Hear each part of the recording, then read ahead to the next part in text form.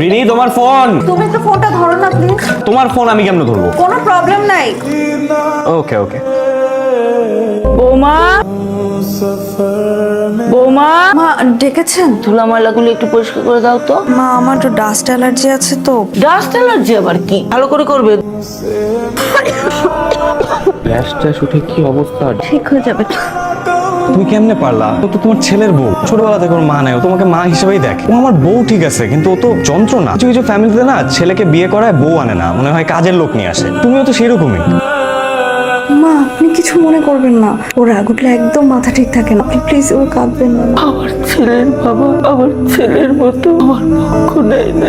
আমার আজ খুব আনন্দ হচ্ছে। আমার সন্তান তার বউয়ের হয়ে প্রতিবাদ করেছে। মা আমি একবার মা হারাইছি, বারবার তো মা হারাবো।